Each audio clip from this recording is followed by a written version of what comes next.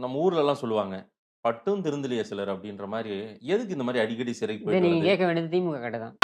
மொட்டைன்னு கேளுங்க. நீங்க பண்ணது சரியான்னு நானும் அனலைஸ் பண்ணேன். எடுத்து பார்த்தேன். ஆமா நீ ரொம்ப விவரம் தெரிஞ்சுன போடா பீன்ஸ் பெரிய விவரம் தெரிஞ்ச வார்த்தைகளை சரியாக கையாளணும். சோசியல் மீடியா வந்து பெரிய இன்ஃப்ளூயன்சர் தான் நீங்க. தெரியுதுல்ல மண்ட பத்திரம். இந்த லைக் கமெண்ட்ட வச்சுக்கிட்டு நீங்க வந்து சும்மா பறக்குறீங்களா? இப்ப ஆதன் மீடியால வர லைக் கமெண்ட் இதுல வரக்கூடிய வியூஸ் வச்சு நீங்க ஆகாயத்துல பறக்கிறதா நீங்க நினைச்சுக்கிறீங்களா? எப்படி பேசினாலும் கேட்டு போடுறானே. எல்லாத்துக்கும் போய் நான் நீதிமன்றத்துல வாதம் வச்சுக்கிறேன். வேற எங்க கருத்து வைக்க சுதந்திரம் முடியும்? ஒரு எல்லை இருக்குல்ல. வேற எங்க வைக்க முடியும்? அண்ணா அறிவாலயத்து வாசல்ல வைக்க முடியும்? நான் என்ன உடன்பரப்பான உளுத்தம் பொறுப்பா? ஒரு எல்லை எல்லாத்துக்கும் ஒரு எல்லை இருக்கு. ஒரு வரையறை இருக்கு.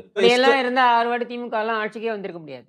இதெல்லாம் ரொம்ப நக்கலாமா. இந்த மாதிரி போகும்போதும் பேசியவர்கள் எல்லாம் 6 அடி குழிக்கு அலைந்த பிச்சை எடுத்த வரலாறும் இருக்கிறது. நீதான்டா வாடா. சார், கலைஞர் எல்லாம் நீங்க வம்புக்கு இழுக்காதீங்க. நீங்க கலைஞர் தான் பேரை எல்லாம் சொல்றீங்க, நான் இல்ல. பேரை சொல்லவே இல்லை. அவரு- இப்ப கருணாநிதின்ற பேரை எங்கேயாவது நான் சொன்னேனா? அப்ப நீ குத்துமதி பார்த்தா கேட்டியா? நானாத்தான் ஓடிட்டனா. இதுக்கு பேர் தான் போட்டு வாங்குறது. உலகமே தெரியுங்க. கலைஞர் யாருக்கு தெரியாது? நீங்க அவரை விமர்சனம் வைங்க. உலகமே எதனால அவரை தெரியும்ன்றதெல்லாம் என் பிரச்சனை கிடையாது. என் மேல வைக்கப்பட்ட புகாரும் என்ன?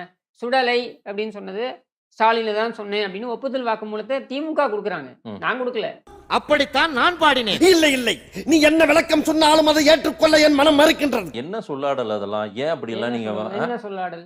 அப்படி ஒரு வார்த்தையை சொல்லிவிட்டு அப்படிங்களா? ரொம்ப ரொம்ப சாரி சார். அப்படித்தான்டா பேசுவேன், அப்படித்தான் பேசுவேன். காமராஜரை கருவாட்டுக்காரியின் மகன் என்று சொன்னது என்ன சொல்லாடல்? எருமை தோழன் காமராஜரை சொன்னது என்ன சொல்லாடல்? யார் சொன்னது இதெல்லாம்? கேக்குறாரு சொல்லாதீங்கயா. சொல்லுங்கயா. திரு எம்ஜிஆர் அவர்களை வந்து மலையாளி, கோமாளி, அலி இப்படி எல்லாம் பேசினது என்ன மாதிரியான சொல்லாடல்? தவறுதாங்க. இதெல்லாம் தவறுதான். உனக்கு வந்தா ரத்தம், எனக்கு வந்தா தக்காளி சட்னி. சென்னை மழை வெள்ளத்தில் தத்தளிக்கிறது, என்னமோ புளியந்தோப்பே மூழ்க போகிறது. அந்த லெவலுக்கு நீங்க எழுதிருந்தீங்க. புளியந்தோட தண்ணி எல்லாமே ஃபுட்பால் விளையாண்டாங்களா எல்லாரும்? அரசியல் வானில் முதல் முறையாக எங்கே தண்ணி நிற்கிறது அப்படின்னு பேசுவதற்கு பத்திரிகையாளர்கள் வந்ததை நான் கேள்விப்பட்டிருக்கேன். அதானே உலக வழக்கம். இங்க தண்ணி நிக்கல, அங்க தண்ணி நிக்கலன்னு சொல்றதுக்கு பத்திரிகையாளர்களை நியமிச்ச ஒரே கோஷ்டியா அது நம்ம கோஷ்டி தான். என்ன யாராவது நியமிக்க முடியுமா? நீங்க அது எனக்கு சொல்லுங்க. தெரியாது. நான் உங்க நண்பர் தான், உங்களுக்கு தெரியும். நீங்க உங்களுக்கு சாரி, எனக்கு தெரியாது. சோஷியல் மீடியால உட்கார்ந்துட்டு லைக் அள்ளி தெளிக்கிறாங்கன்னு என்னனாலும் எழுதக்கூடாது. சரி, நீங்க எங்க இருக்கீங்க யாரு? சோஷியல் மீடியால இல்லாம? நானும் வலைதள தொலைக்காட்சி அப்புறம் தான். என்ன? சரி,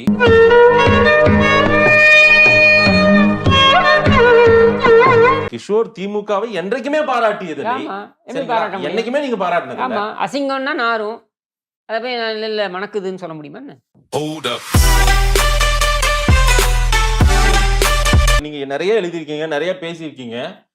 அந்த வார்த்தை கொஞ்சம் ரொம்ப எல்லை மீறின ஒரு மாண்புமிகு முதலமைச்சர், இல்ல, இந்த இல்ல. நாட்டின் முதலமைச்சர் அவரு. அதைத்தான் நானும் சொல்றேன். அவரை தான் திட்டினன்ற அனுமானத்துக்கு நீங்க எப்படி வரீங்க? பார்த்தாலே தெரிகிறது. தெரிகிறதா? அப்போ உங்களுக்கு புரியுது அவர் தான் இதற்கான காரணகர்த்தான், நீங்க முடிவுக்கு வரீங்க. அப்போ உங்களை தான் கூண்டில் ஏத்தணும், என்ன கிடையாது.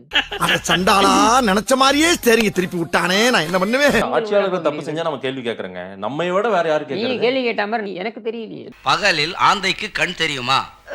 தெரியவே தெரியாது சார். ஆமைக்கு வேகமாக ஓட தெரியுமா? சத்தியமா தெரியாது சார். இதுல இருந்து என்ன பாடம் கத்துக்கிட்டீங்க? என்ன ரொம்ப சிம்பிள் பாடம் கத்துக்கிட்டேன். தற்கூரிகள் தான் திமுகவினர். எவ்வளவு பெரிய தத்துவத்தை நசுக்கி சுருக்கமா சொல்லிட்டியா. என்ன பண்ணீங்க அந்த 12 நாள் சிறைவாசத்துல? போய் ஃபர்ஸ்ட் நிறுத்தின உடனே சக்கரை கம்மியாக ஒரு டீ சாப்பிட்டேன். 3 இட்லி, ஒரு வடை, ஒரு கெட்டி சட்னி சாப்பிட்டேன். தமிழ்நாட்டுல வந்து எழுத்து சுதந்திரம், கருத்து சுதந்திரம், பேச்சுரிமை எல்லாமே இருக்குது, நல்லாவே இருக்குது. இல்லையே, அதெல்லாம் இல்லையே. இல்லையா? இருக்குடா. எங்கடா இருக்கு? அப்படி இருந்தா எல்லையை வழக்கே போடுறாங்க. மீறினால் கைது பண்றாங்க. அப்ப என்னுடைய கேள்வி என்னன்னா, எல்லை மீறிய திமுகவினரை ஒரு கைதை நீங்கள் காட்டுங்க. என்ன தொங்கிருச்சு? ஏய் டாமி எந்திரியே. ஒரு உதாரணம் சொல்லுங்க. எல்லாருக்குமான முதலமைச்சர் தானே இதுக்கு முன்னாடி இருந்த முதலமைச்சரும். ம். அவரை டெட் பாடின்னு சொல்லலையா இந்த உதயநிதி? பயமுட்டு தானே வேடிக்கை பார்த்துட்டு இருந்தீங்க நீங்க. இப்ப பேசு. செல்வி ஜெயலலிதா அவருடைய பாட்டிக்கும் மைசூர் மகாராஜாக்கும் என்ன தொடர்புன்னு பேசுறாரு. இதை கை தட்டி சிரிக்கிறார் யாரு? உதயநிதி.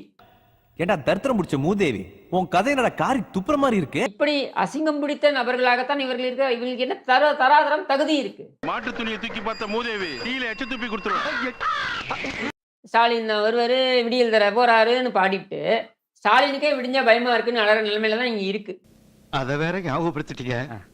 நெஞ்சமெல்லாம் பொண்ணா இருக்கு தம்பி, மறக்க முடியல. உண்மையிலேயே கைது செய்யப்பட வேண்டியவர் யாருன்னா, முதலமைச்சரை தூங்க விடாமல் செய்கிறீர்களேன்ட்டு இந்த திமுக அயோக்கியர்களை தூக்கி சிறையில் வையுங்கள். ஒரு நாள் மாமூல் வாங்கி பிரியாணி சாப்பிட்டப்ப லெக் பீஸ பூரா நீ தின்னுபிட்டு எனக்கு குஸ்கா மட்டும் கொடுத்த. வளரபிள்ள அது திண்டு போடுன்னு பேசாம இருந்தனே, அதுக்கு நீ காட்டுற விசுவாசமா அது? இன்னைக்கு எழுந்து வராத கருணாநிதிக்கு 80 கோடியில எழுதாத பேனா சிலை வைக்கிறீங்கல்ல. பிரமாதம். கவிதை கவிதை. எழுந்து பேனா வராத சிலை வைங்க. எழுதாத என்ன இல்லைங்க. வார்த்தை இதெல்லாம்? பேனா அதுதான் பகுத்தறிவு. மியூசிக்.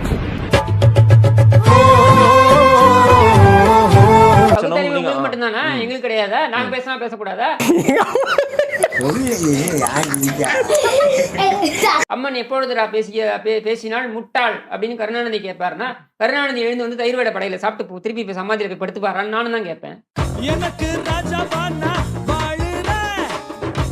பகுத்தறிவு கேள்வி நீங்க தான் கேட்பீங்களா? நாங்க கேட்க கூடாதா? நான் பேசுறதுக்கு வயலே அந்து போச்சு.